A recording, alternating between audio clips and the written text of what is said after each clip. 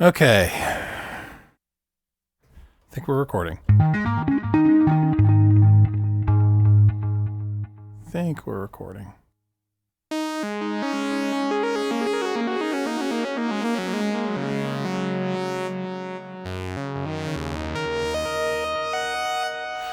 All right. Hey there. Welcome to Synth Seeker. My name's Luke.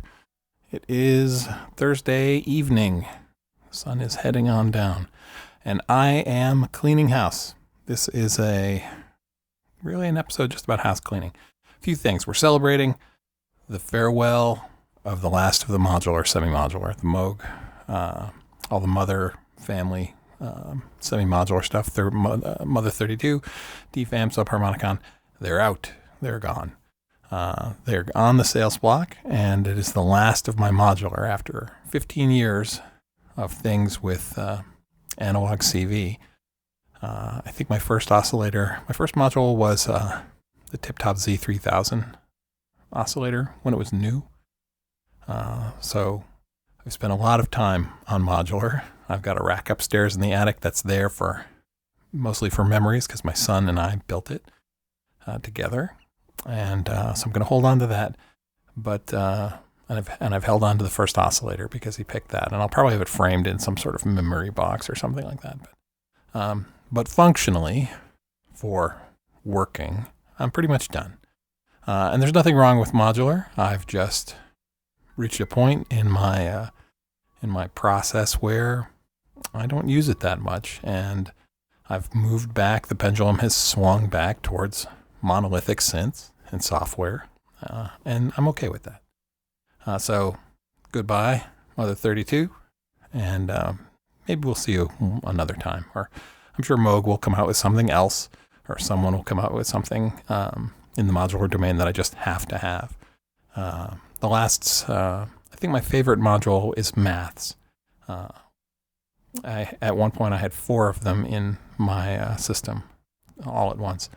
And I think my second favorite module is the mono teletype, which I absolutely love. And that was my core sequencing and control for many years.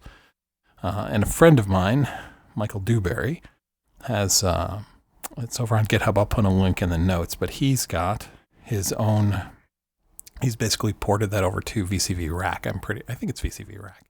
Anyway, there's a teletype out there that you can use in software now. So if you don't have one in hardware, you can use the software one. But anyway, today's about housekeeping. So we're cleaning that. And I just finished, and you'll get to watch it in a minute. It'll be a montage. But I finished cleaning house on the patch library for the Cobalt 8. I don't think I've ever said this on a video.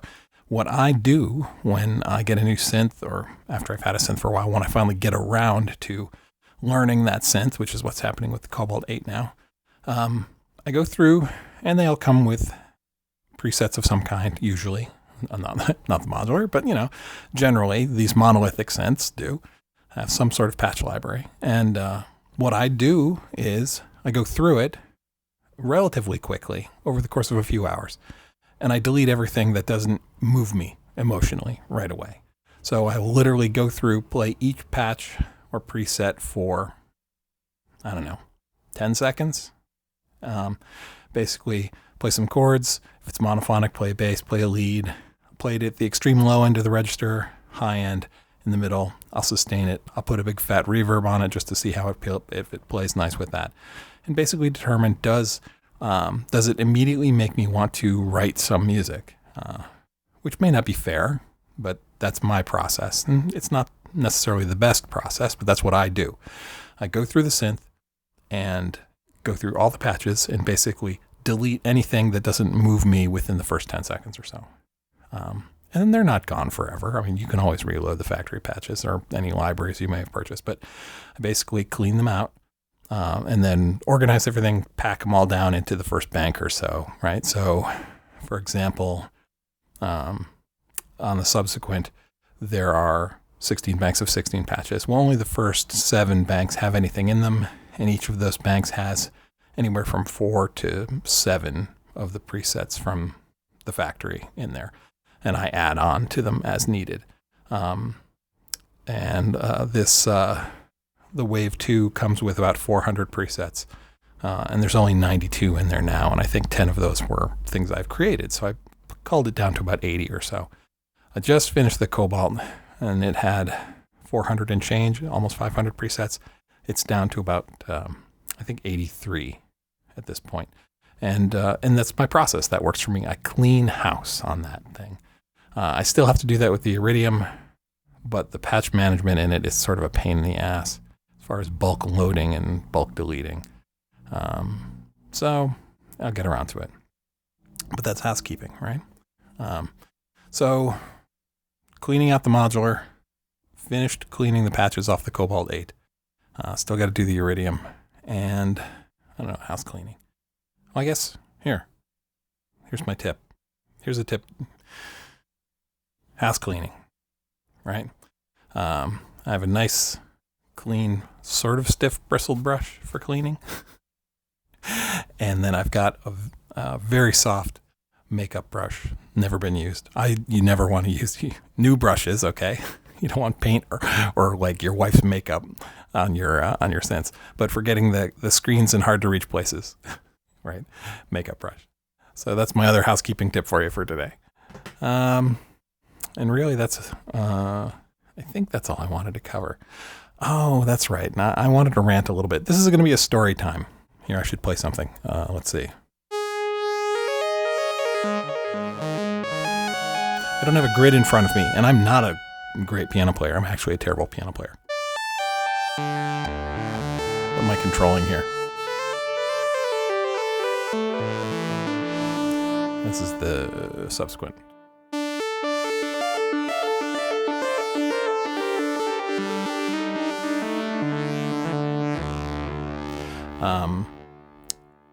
I had a thought I wanted to share, and it has to do with why I keep certain synths and why I get rid of certain other ones, or rather, what's my criteria when it comes to buying synths? Because I think this is what I'm positing, and you guys tell me whether you think this is wrong or not, or whether you agree or disagree with it. I think that every synthesizer has what's called a sound of least resistance, or sort of like the path of least resistance. Every synth, due to just its architecture and the way it's laid out, pushes you in certain directions for certain sounds, right? So every synth I have has really sort of two basic properties. It's got a patch or sound of least resistance. So on the Subsequent 37, a lot of people are like, well, that's a bass and a lead machine.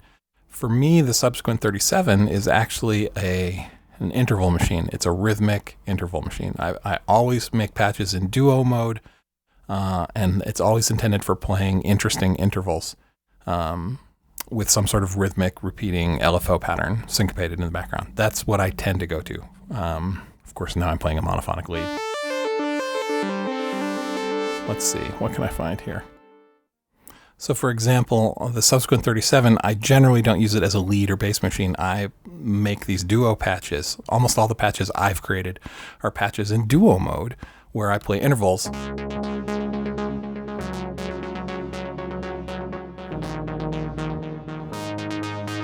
Right? I play these duo mode sort of rhythmic.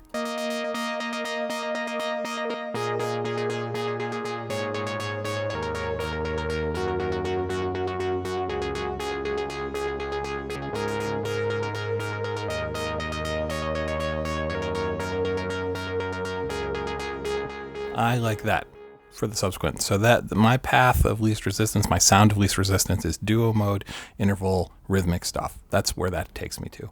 The lead A1 is my lead machine. Like I like the lead sounds that come out of that and some of the basses.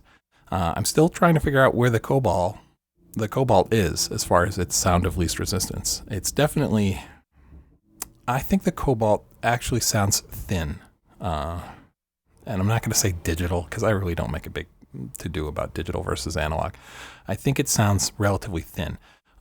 It can sound thick and beefy when you're stacking in unison, but its poly mode is generally, I think, kind of thin. So it's pushing me into this space of, it's pushing me into this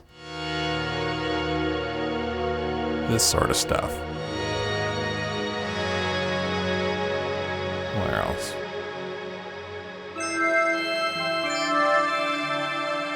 Let me find, oh, this is one I like. This is one of the, like I said, I just finished cleaning house on this. And I deleted everything that didn't immediately move me. And this one.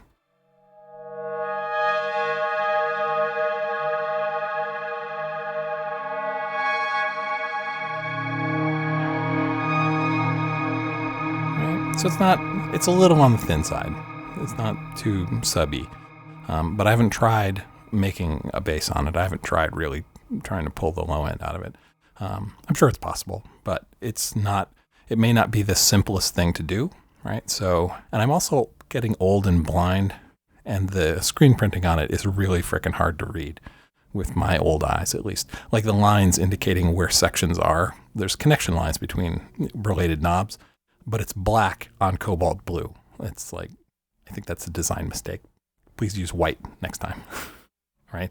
What's it like on the Argon? I don't know. I haven't seen that one. But, yeah, so I think as far as synths are concerned, there's this sound of least resistance that every synth has. Most synths are going to lead you in a particular direction. And that direction may be different for two different owners.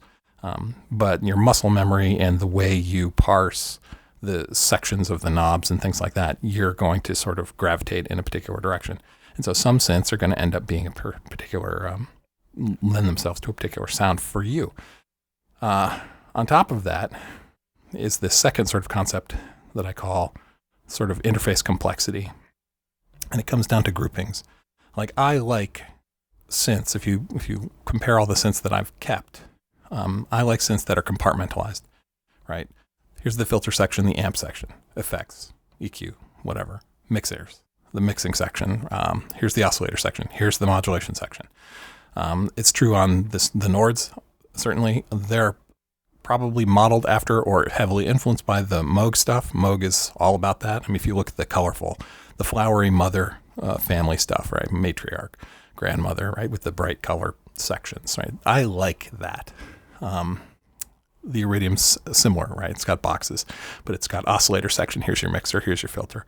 And that makes, I mean, I guess it's not a surprise because synth architecture is synth architecture. At the end of the day, we're reaching this sort of infinite parity point where every synth can do everything. This is very true in software synths. It's getting that way in hardware synths. But the Cobalt still throws me for a little loop. I wasn't sure I liked it because while the knobs are kind of clumped in these logical blocks that I like to see, it's not visually obvious, and it bugs the crap out of me. So it's taken a little bit of time to generate some love there, but it's happening. I'm very curious to see what modal does. What I really want is a multi-timbral Cobalt. I want a 4-layer Cobalt, like the Nord has 4 layers. Because the sounds are a little thin, and the synthesis engine, while broad and unique, is limited in certain ways.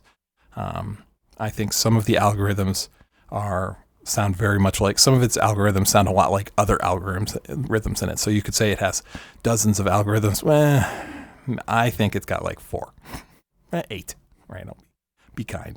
And you may disagree, that's fine. But I think a lot of them sound very similar. So that's what drives my sort of selection of synths. It has, what is its sound of sort of least resistance? And do I need that, right? Is it duplicating something I've already got? Then I probably won't go there. And the second thing is its panel complexity. If it gets too complex, I don't want it. I'm lazy. I'm getting to the point where I just don't want to hold all that in my head. And so if you had to count sections, I'm looking at about 12 to 18 sections, right? What's on the subsequent, right? We've got a control section, we've got a clock arpeggiator sequencer section, so 2, 3 glide, 4 mod, 5 mod, 6 os1, 7 os2, mixer 8, filter 9, envelope for filter, 10 envelope for amp, 11, and then there's shift modes for both of those, so 12, 13, and then volume. So about 14 distinct sections in here. And I'm not talking about menu diving into the controls or things like that, or actual shift functions. Like the Cobalt has a shift button, and the Nords have shift buttons, so all the controls have this extra ability below it. That's okay if it's labeled, all right?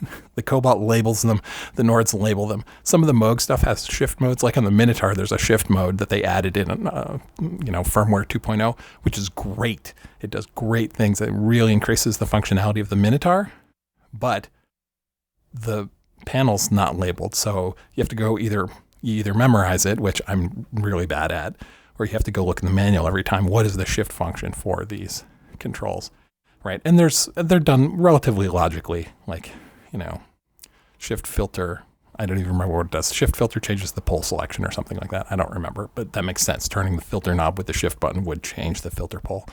Okay, if that's what it actually is, I don't remember. But yeah, so my tolerance for complexity on the panel is like 10 to 20 sections, right? More than that, I get lost.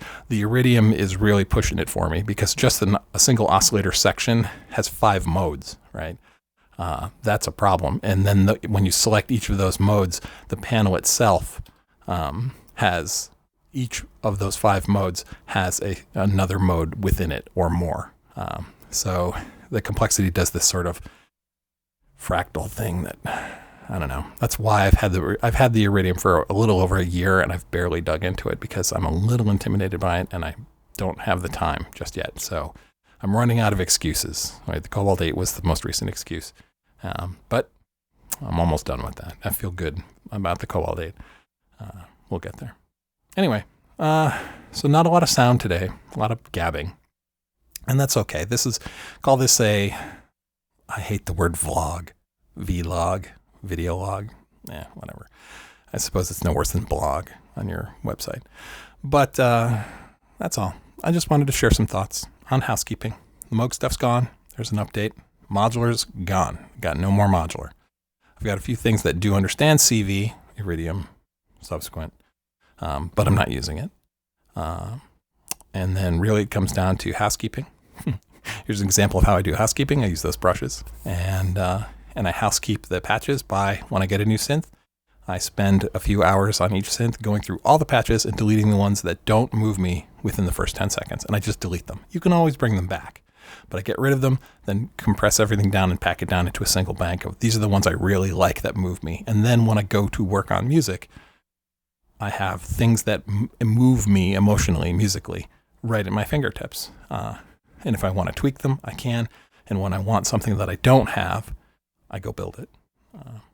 And so, housekeeping. Anyway, that's about it. Super short video. And let's see. I should probably fit a mono. Oh, you know what? The closing bit, I'm going to put some music on it, and I'm going to do the time lapse of me cleaning out all of the Cobalt 8 patches because that's goofy, and it takes about 20 seconds. So, thanks for watching. As always, you have been watching Synth Seeker. Have a great weekend.